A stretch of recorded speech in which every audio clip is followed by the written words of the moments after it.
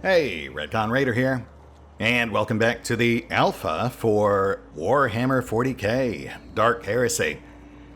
As today, the investigation continues, which is admittedly a bit silly considering that this is, of course, an inherently unfinishable early build, but, I mean, what can I say? I'm actually really kind of loving this whole clue board system. That aside, I can't imagine we have too much left at this point. I'd love to see where these investigations take us, get some closure. Or at least as much as the alpha has to offer. Let's go check in with the Kroot. See what's got their feathers ruffled. Oh, hello there.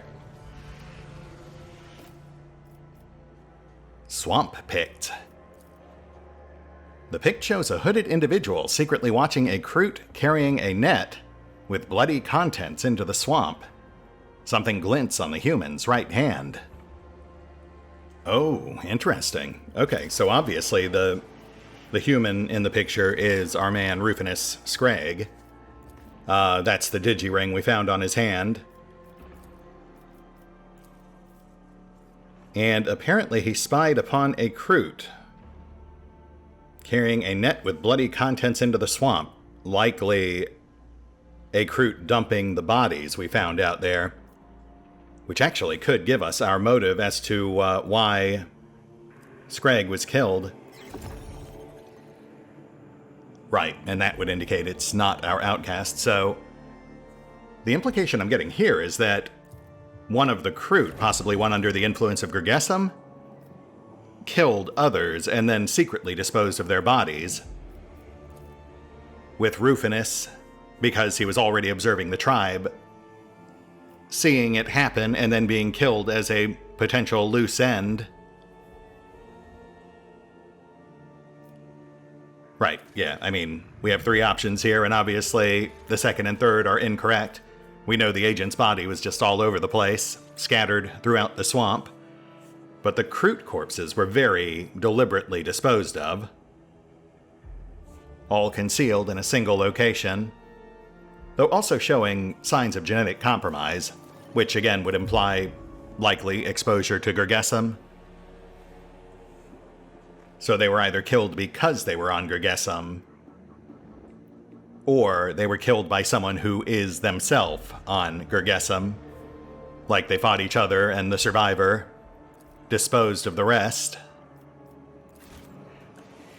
But yeah, it does give us some very valuable context as to exactly why Scragg might have been killed. We previously speculated it might have just been because he was experimenting on them, trying to deliberately feed them Gergesum-tainted meat. But this would imply more than just that.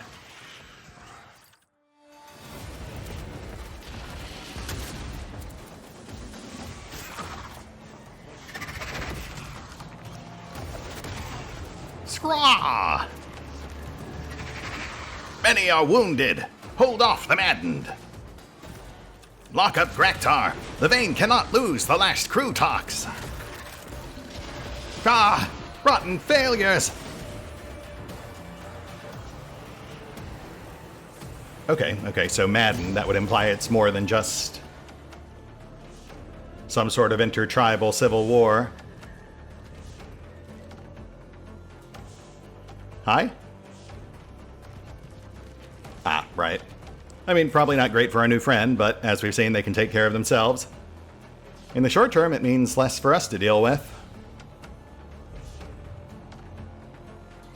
Oh boy, but not by much. Okay, so we've got Graktar here. Obviously, the implication was we don't want to kill it because Warshaper Croagtik, one of the two tribal leaders mentioned by Scragg, basically said as much during the cutscene. There was also another, which might be this guy, another leader that Scragg had mentioned, the local flesh shaper. Might be our mystery Kroot. Gone mad after exposure to Gergesum, leading to the current killing spree. But, not much we can really do with that right now. We've got a board full of hostiles, so we'll deal with that first. Then we'll see what makes Croak tick.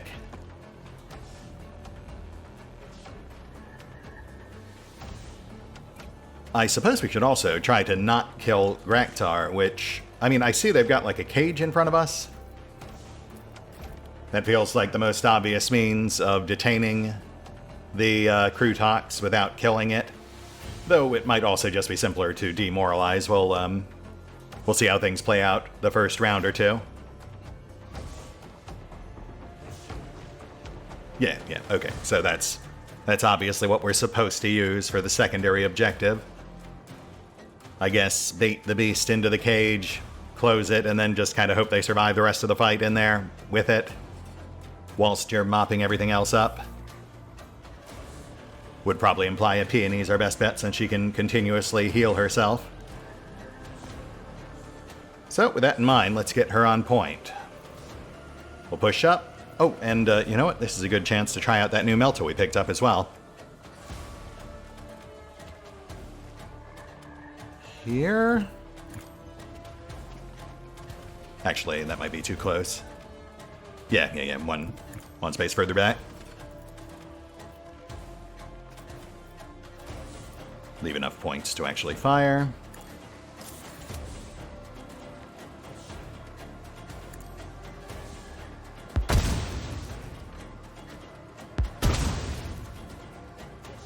Okay. I mean, not great, but... Took one out, peeled the armor off the other. Oh, goodness. Though we're far from the only one having a meltdown. That is a multi-melta. We've also got a sniper up top here, so we should probably get someone on that. Clear this guy out real quick. Okay, I mean, I was hoping quicker, but that's fine. We've still got Guided by the Light. Revved up like a deuce, another runner in the night. Yeah, that's one of those songs where you really kind of regret the choice of phrasing in the years after. Linguistic drift. What are you going to do, right? Let's clear center.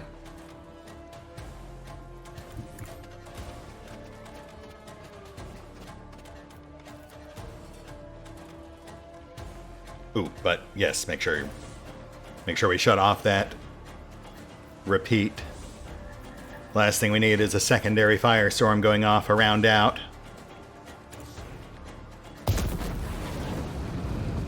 And since we don't have any friendly fire going on, we can also double down on that with this. Blaze Weaver. Another mook out.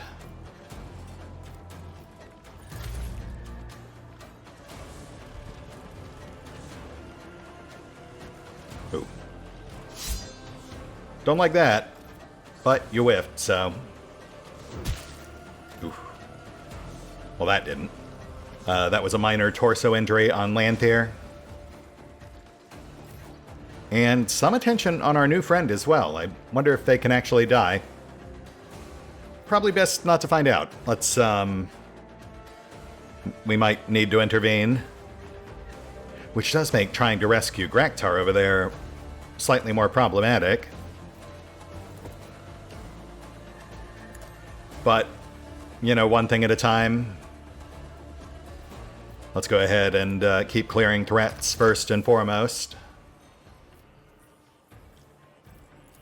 Center of mass. That's fine. Decent hit. Lanthier. Actually. No. Sorrow.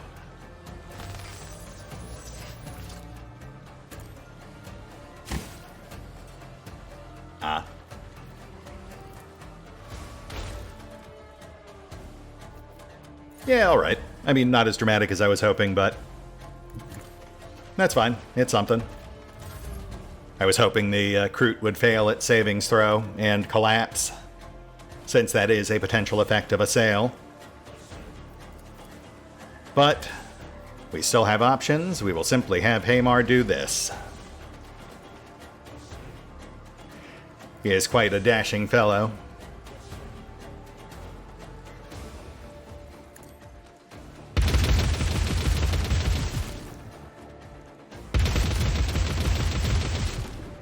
Target disarmed. Closer one not too much better off, with serious but not crippling arm injuries. Though ultimately moot. The cog turns.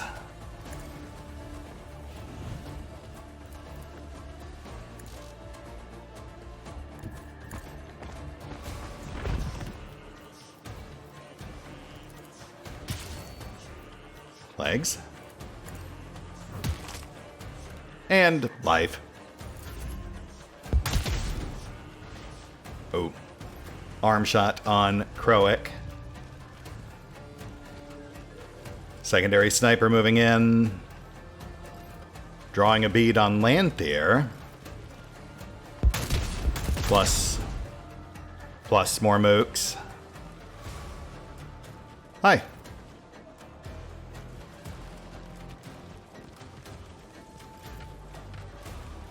Soft skin! Lure Graktar into the pen! Anger him and run, but do him no serious harm! Move, soft skins! Strike fast! Strike together! Yeah, I can probably do that. Honestly, we're in pretty good shape, I think. Aside from maybe potentially losing Kroic over there. But we'll see if we can maybe make this quick. Pull back into cage. Can we go a little further back? Yeah, 7 space range. So here. That leaves just enough room for it to potentially follow us in. Defense boost for once it starts wailing on us. Lay down fire.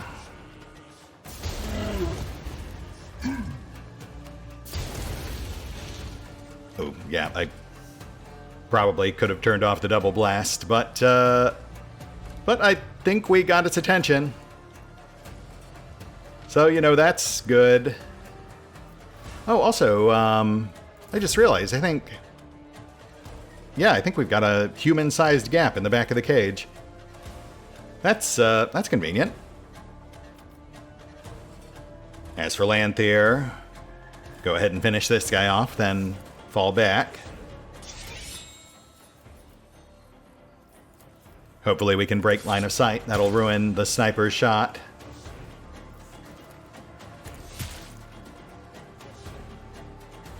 Oh, shoot, we can't actually use Guided by the Light, right, because I didn't leave any points left for it. Okay, well, good luck, Lanthier. I believe in you. He's fine. Actually, can we disrupt?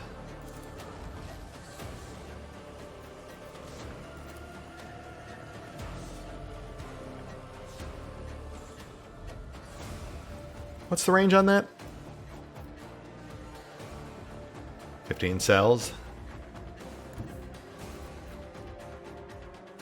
1, 2, 3, 4, 5, 6, 7, 8, 9, 10, 11, 12, 13, 14, 15? I mean, in theory, we should be right there. Or not. Alright, fair enough. Despite our best efforts, we still ended up selling ourselves short. Which I guess means Lanthier is going to eat that. Was that a hit? Oh, yeah, 10 damage. Okay, yeah, I can live with that. Literally. Go ahead and start wearing down Groktar. You know, as our plan B. Which did not provoke a thought that only occurred to me after I was already doing it. That's good to know. Oh shoot, but again, slight misstep. I thought I would be able to see her through the side of the cage, but apparently not. Which is... Alright, I mean, that's fine. We definitely have an opening in the back of the cage, so I mean, she has an escape route. Nice tag. Larth here. Let's have you cut this short.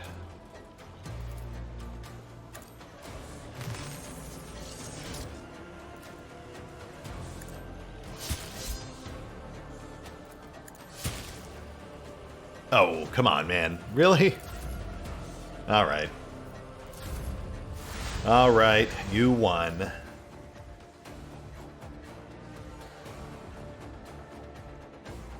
Some stuff going on far side, but, you know, nothing we have to really worry about just yet. We'll stay focused on this. Just keep clear. We don't want to accidentally pull Groktar off course.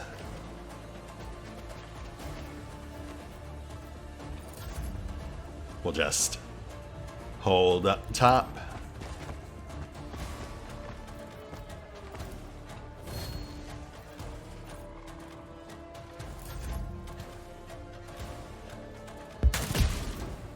Oh, goodness.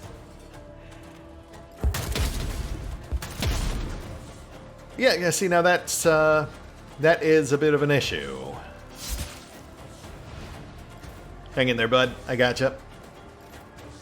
Just a little longer. Ooh, okay. Okay. Looks like Groktar is locked on course, so in theory, we no longer need to stay here. In which case, we'll immediately fall back and get Larth patched. I mean, Groktar has very clearly locked himself in. So assuming he follows the indicated trajectory, we should be fine unless he walks right back out after.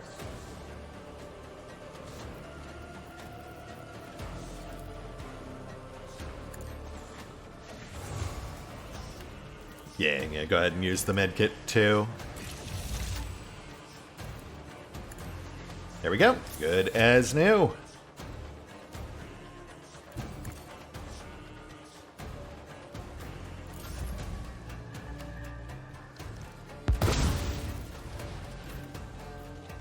Croak still under heavy fire, but not yet croaked.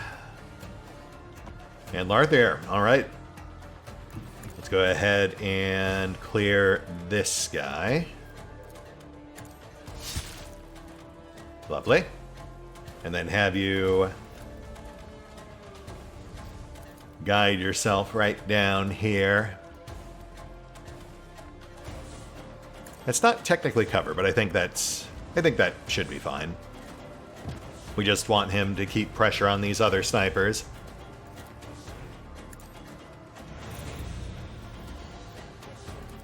And yeah, we really need to get on this guy. I would prefer if he did not Croak.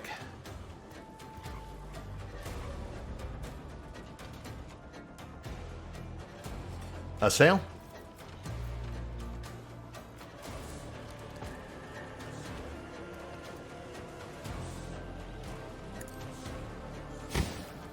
Hey, there we go.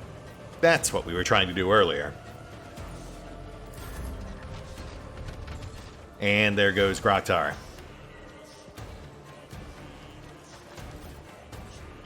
All right. Sorry, bud. Let's get you locked in.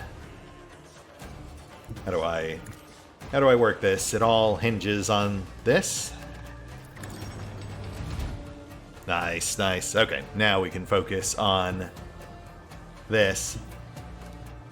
Which, honestly, at this point, looks pretty manageable. Should just take another round or two.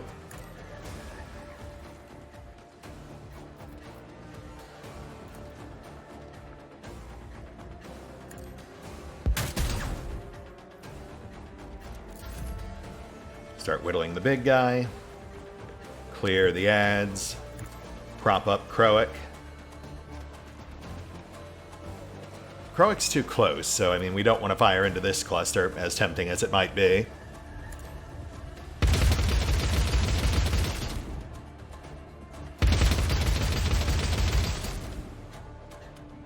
Alright, okay. I mean, I was hoping he would catch a stray or two, but we did at least clear his cover.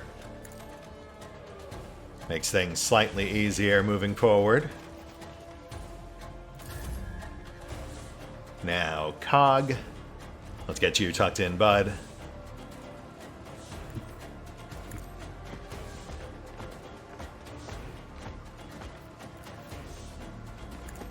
Lovely.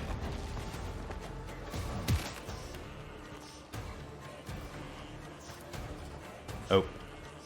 Got a whole firing line in back. I didn't even notice that. That's fine. That's fine.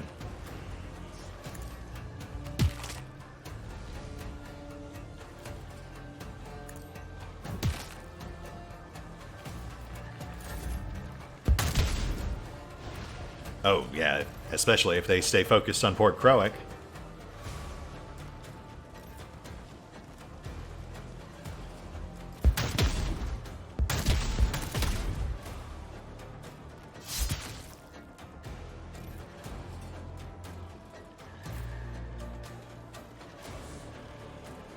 Oh, yeah. Sure, take your time. I'm sure that'll work out for you. Really draw a bead on the elf bearing down on you.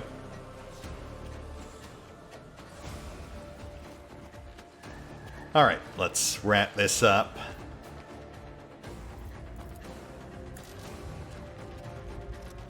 Lay down fire.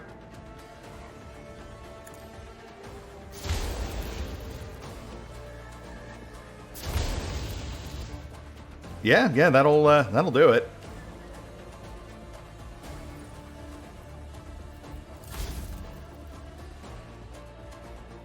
Which really just kind of leaves you. Really should have taken that shot when you had the chance. Ah well, a lesson for the next life.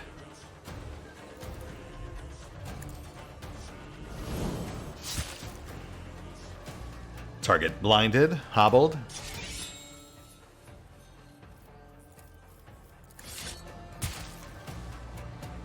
Yeah, he's just generally lost his head.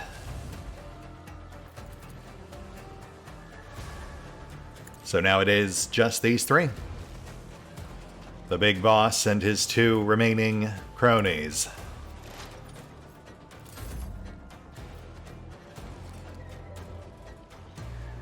Big boss should be an easy demoralize. Other two might have to go though.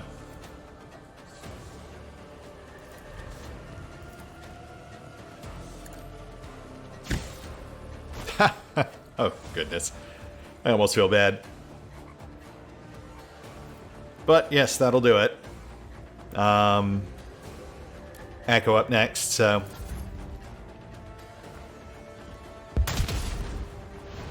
Ow. Wow, okay.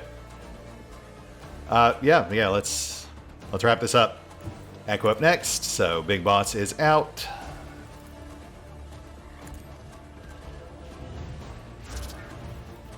Target broken.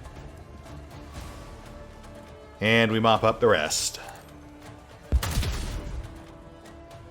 Should get the moral victory anytime now.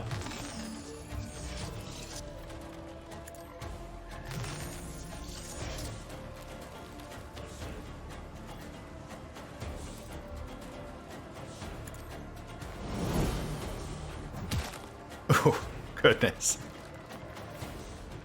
I think it's safe to say we won. We'll just go ahead and... Hey, look at that. We won. Nicely done, guys. Stop it, Vaka! You have crossed the boundaries of the roost! Lower your weapon, or I will strip your soft skin, and my blood will devour your flesh! I mean, you're certainly welcome to try. I just mulched half your tribe, but sure. Dozens of gleaming eyes watch you, from strange dwellings, from high cliffs, from the shadows. Kroot. Carnivorous Xenos, renowned for their mercenary prowess. At your feet lie many of their fallen kin, but even more surround you. Every one of them is a warrior. Every one of them carries a rifle, lethal claws, and a sharp beak.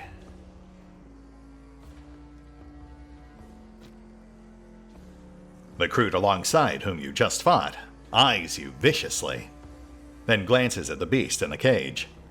The fury in the Xenos' eyes slowly fades. Atvaka, you heard my words. You saved Graktar. I will forget that you trespassed in the roost. The kin band will not tear you apart. For now. Gosh, thanks. Yeah, that'd be pretty foul of you. The Kroot falls silent and tilts its beak in your direction. You reek of the inedible, an exile of the vain. To walk into the roost bearing such a stench without fear.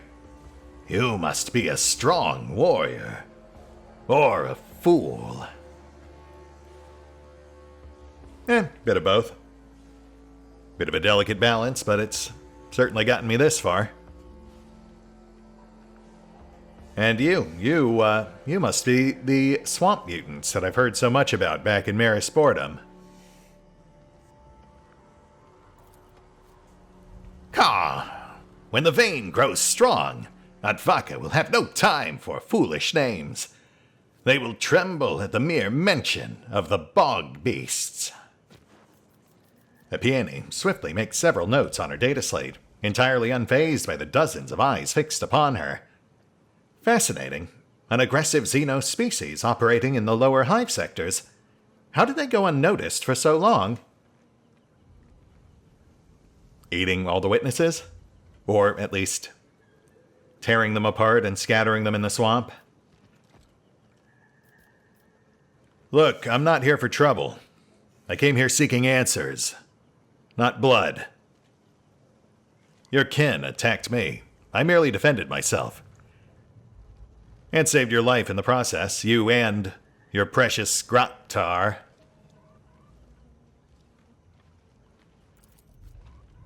The time for words with softskins has passed. Now we speak the language of strength. To defend the vein from invaders. To survive. Sure. There's our flesh shaper. Alright, okay. So it was not, in fact, the maddened leader. Take my brother's words as you would a storm, Softskin. He walks the path of blood and battle, and you have come at a difficult time. A stately Kroot wearing a helm fashioned from a fish's skull speaks up. I am Uhir Tik, flesh shaper of the Tik vein. Croic Tik is the war shaper. He is the strongest among us, but he does not trust outsiders. Even so, the Tik vein is grateful for your aid against those maddened of my blood. They lost their connection to the roots. They could no longer hear the commands of the Shapers, and now their flesh will rot. Their strands will decay. The Kroot lifts its head and addresses the pack gathered around you. Today, madness seized the roost. I sense it, in the air and in the blood that was spilled. It is a warning, one the Tik vein will heed. Softskin flesh defiles our roots. Hear my word, you of my blood. From this moment forth, the vein is forbidden from consuming human flesh. It is time to leave this roost, choked with the stench of a rotting sea. It is time to move once more, through the tunnels to new lands, in search of better prey and new strands. Interesting, interesting. Okay, so he does draw a direct connection between their madness and Gergesum-tainted local population. Though, obviously, his brother's overtly hostile demeanor is meant to distract us. Brother, has Yagaflak claimed your mind? It was you who said that we, the Vayne, must feed on strong Atvaka. And you were right. The weak warriors have grown strong. The strong have grown ferocious. But the Kinban's ferocity is not a curse of the roots. It is a sign that our warriors' bodies strive to harness the strands of the soft skins. The strong will survive. The weak will nourish the Kinband. So it has always been. This is the way the leaves fall. Remove your prohibition before it is too late. Interesting. Okay, well maybe not a distraction then, because he also seems to acknowledge that eating the local gangers is having an effect on them, but he's positing it as a positive, as opposed to a danger. Something they simply need to expose themselves to more of to fully master? Interesting. Interesting. I'm sorry, I just got here. What exactly is an Atvaka? That is what we call softskins like you. A single strike and done. But you are different. Though your body is fragile, I sent the spirit of a hunter in you. That is why you survived the slaughter. That is why the Vayne still listens to you. Softskins, frail-bodied, like your pack. The Kroot pauses for a moment in thought. Humans. Yes. Sure. I mean, look, it's better than Monkey. So I take it this means that we're done killing each other, at least for the time being? Like I said, I came here looking for answers. Which I do think you might be able to offer. Though I do suppose that once we actually find them, this is still apt to end in blood. But, you know, that's a problem for future Akko to worry about. As I said, the Vayne will forget that you trespassed on the roost. You helped. You survived. Now stay out of the way. My brother and I have matters to discuss.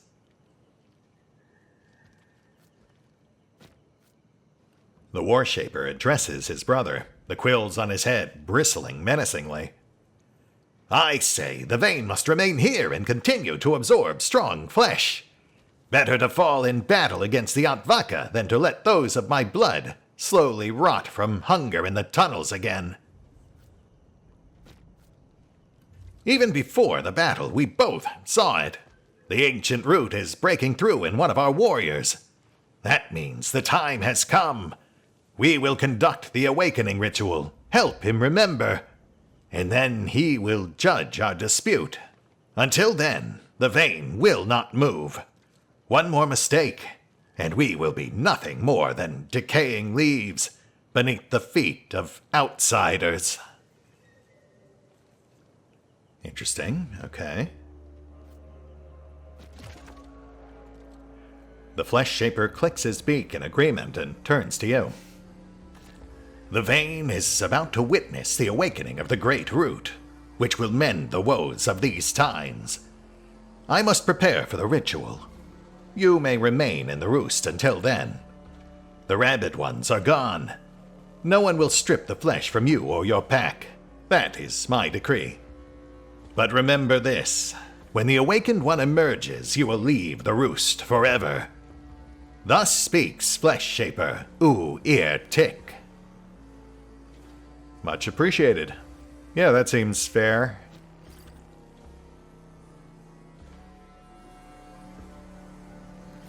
And look at that, level up. Very nice. Aw, but no corpses to loot. Yeah, I guess the Kroot made short work of the bodies, one way or another. Interesting, interesting.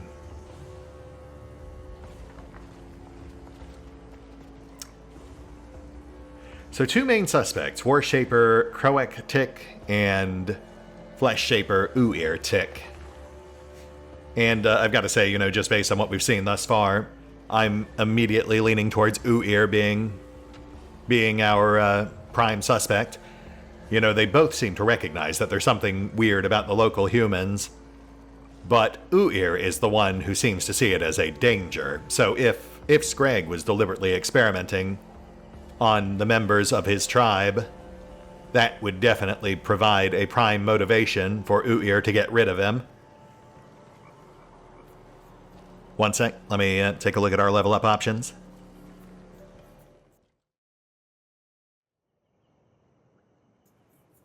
And we're back. Alright, let's run through these level ups real quick. Pretty straightforward this time around. Everyone gets a talent and 1 ability upgrade. And since, honestly, we seem to be doing okay thus far, we'll just keep building on what seems to work.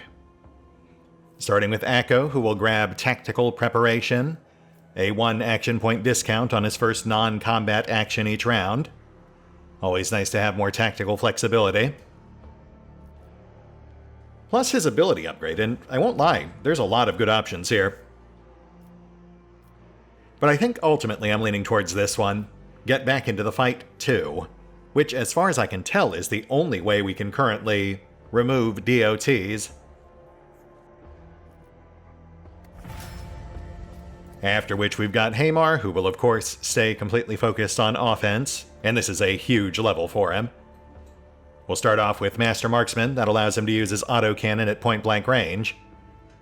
But then we will further magnify that with Run and Gun 3, which, simply stated, removes the damage onus on his double shot, so he can now fire his autocannon twice at point-blank range, with no penalties.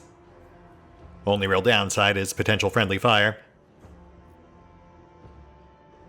Speaking of which, we've got Doc Peony, who will follow in Seymore's footsteps with Master Marksman. That way she can use her Melta and Flamer at point-blank range, since we no longer have her equipped with a shotgun. And then we will further supplement that with Shockwave Shots 2, which, most importantly, doubles the chance that she'll disrupt enemy charge abilities, but also comes with an extra armor damage chaser, so, that's a nice bonus. Really, though, it's about the disruption effect, which she can now do at point-blank range. Followed by Sorrow, who I've got to say really impressed me with a sale last time out. He kept that Mad Leader neutralized pretty effectively, which pushes me to grab Telekinetic Echo, which adds a potential secondary assail whenever he strikes a primary, or debuffs them in various other ways. Not entirely clear on what might trigger that, but I guess we'll see. Lighting people on fire, for example, I'd consider that to be a fairly negative effect, but I don't know if it would trigger an echo. Speaking of which, we will indeed make his fire slightly more friendly with Masterful Firestorm. Again, simply put, it just removes the friendly fire component from his Firestorm, thus allowing us to use it with much greater impunity. I do look forward to getting more use out of that. After that, we've got Cog, who seems plenty tough enough already, so we will instead continue focusing on offense with Combat Readiness, 1 free melee attack per round. And as far as his charge goes, I will say this one caught my eye because it allows him to charge through occupied spaces. Oh, but wait, also, I am now realizing it scales his charge range off of his agility, which in his case would be a downgrade, because his agility is like 20. So, you know what? Let's not take that one after all. We will, in fact, do the opposite. We'll take this one, Charge Upgrade 1, which will give him a net bonus to his overall range, plus an extra Strength Chaser on impact. Not what I planned for, but it'll do. Which finally brings us to Lanthier, and you know, as much as I would like to continue bolstering his offense, as we saw, he is still a bit of a glass cannon, so we will instead double down on defense, starting with power accumulation, which grants him a stacking intelligence and defense bonus each time he uses a psychic power, which for him is 2 to 3 times around between telekinetic shield and guiding light. But then we will also further stack on that with Blinding Barrier, which adds a preemptive blinding component to his telekinetic shield. It does specify that it triggers before the attack is resolved, so in theory, that is a fairly potent extra layer of defense, since obviously a blinded target would have a much harder time actually hitting him. At least that's the way I'm reading it, but you know, again, we'll see how it works in actual practice. That said, as much as I would like to kind of wander around and get to know the locals, since there do seem to be several worth talking to, plus several notable features worth looking at, we'll hold off on that for now, since that's going to be kind of its own whole thing. And we will instead simply review our latest batch of clues. I mean, our prime suspects here do seem to be Kroic and Uir Tick, the local War Master and Fleshmaster respectively. I'm leaning towards the Fleshmaster, but we don't necessarily want to rule anyone else out just yet, except for perhaps our potential companion, who is still missing. I noticed they never came back post-combat, but we'll worry about them a bit later. For now, let's see what we've got going on here. Multiple new clues and hypotheses. We'll just start going down the list. Though I do notice right off the bat we do not have an entry for the Flesh Shaper yet, which does feel like a bit of an oversight. We met them at the same time we met Kroak. We'll see if that rectifies once we track them down. Oh, and right there, we've already got a pretty major clue. A near positive match for our mystery Kroot, the one Agent Scragg spied, disposing of other Kroot bodies. Which actually does kind of track, because as we saw during that brief interaction, War Master Kroic is encouraging the tribe to remain here and continue feeding on Gurgesum-tainted bodies. His belief does seem to be that they can overcome the dangers of Gurgesum and come out stronger on the other side, but obviously a big pile of corpses of those who succumbed to its effects would work against his argument. Oh man, that would also give him pretty good reason to kill Scragg if Scragg saw him doing it. I hate to say it, but that does put him... I'm still leaning towards Uir, but that does really put Kroic back on the map as far as suspects go, at least regarding Agent Scragg's death.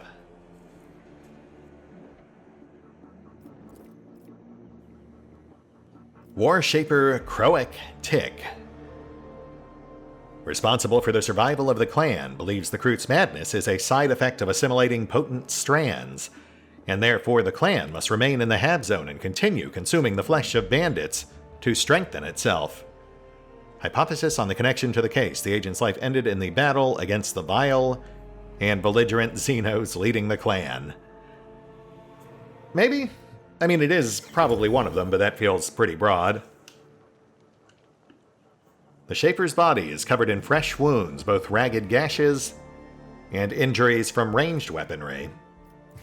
I mean, yeah, obviously he was just in a massive fight and got hit by both melee and ranged weapons, but specifically we know that the person who killed Scragg was shot with his plasma-modified las pistol, and this does not mention burns. Tick Clan, a clan of carnivorous Xenos, the Kroot, discovered on the outskirts of the Hab Zone.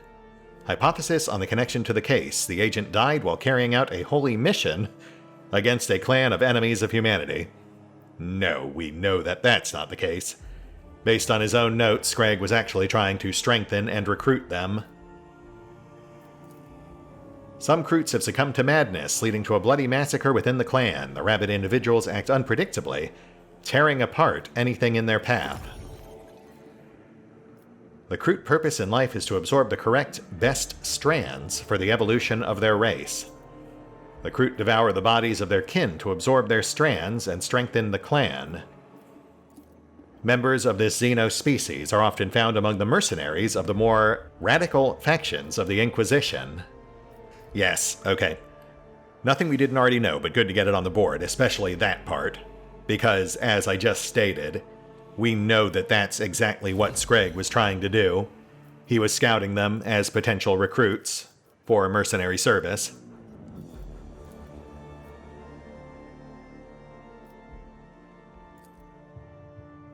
New conclusions. Was the Warshaper wounded by the pistol shot?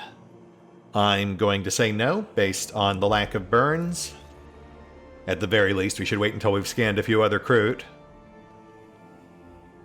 Though I do think it's safe to say at this point that it's definitely not our solitary Kroot, Ra'akti. We did also find discarded armor plates not far from where Scrag was murdered. I do wonder if that might play into things.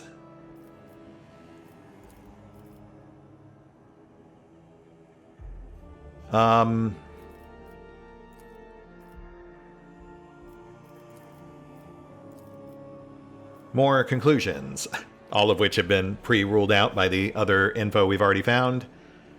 The agent became the victim of the maddened Kroot who no longer cared what they ate or whom they killed.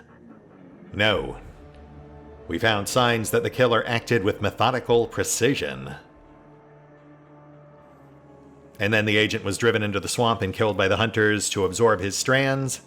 Nope, because as we know, he was suffering from an incurable chronic condition, something which the Kroot would not want to add to their genetic pool. Interesting. Okay, so that clue did serve multiple purposes, both to explain why he was carrying Gergesum and why the Kroot who killed him didn't consume him afterwards. Which is actually an important distinction, because if we assume that Kroak was the one who killed him, Kroak would have consumed him anyway, even if he was using Gergesum, since Kroak is, of course, the one who is currently arguing in favor of continuing to eat Gergesum-tainted meat. Didn't mean to actually choose that. And then, aside from that, we've also got a couple of new hypotheses here. The agent died while carrying out a holy mission. No, we've already ruled that one out. The agent's life ended in the battle against the... No. Well, maybe. Maybe. Alright, okay, it's slowly shaping up, though I will admit there's a lot more subtlety and nuance in our findings than I would have expected. Still ultimately leaning towards Uir, I think, who I feel likely killed Scrag as part of his efforts to protect his tribe.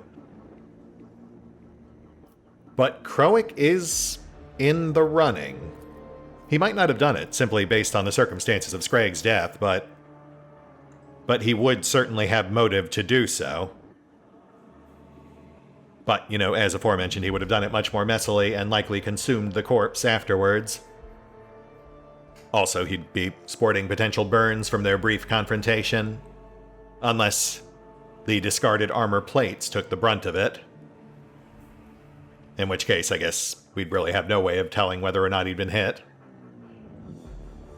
I've got to say, I'm really, really loving the corkboard. You know, like I said, that's the main reason I keep coming back to this, even though it is, again, an inherently unfinished alpha build.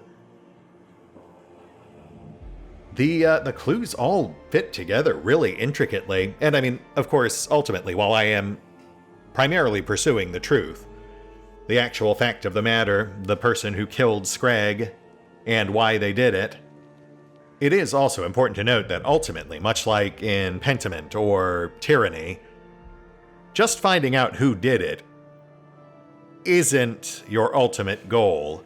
Your goal is to decide who is actually worth punishing, whether or not they turn out to be the actual guilty party. I can actually see how a lot of these false conclusions and hypotheses, the ones that are ruled out by other information we've also discovered, could easily be used to reshape the case to pretty much incriminate anyone we want it to. which I assume would then impact how the story unfolds afterwards, since Owlcat has stressed that this game is very heavy on choice and consequence. It's very interesting stuff. I'm very curious to see just how much replayability this thing actually has. That said, we'll hit the pause button for now. I'm going to take care of the usual off-screen bookkeeping, and we'll pick up here next time as we try to identify our actual killer before they can fly the coop. See you then.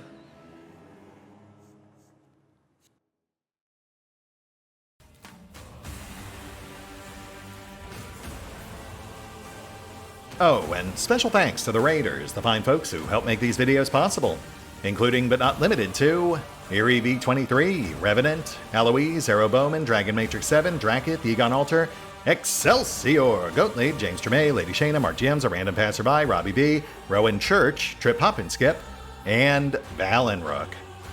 Thanks for your support, guys. That said, if you'd also like to help support the channel, then feel free to push the buttons that do the things. Trust me, it does make a difference. Or you could even check out the PayPal, the Patreon, the Nexus GG, or the YouTube memberships. Links are in the description.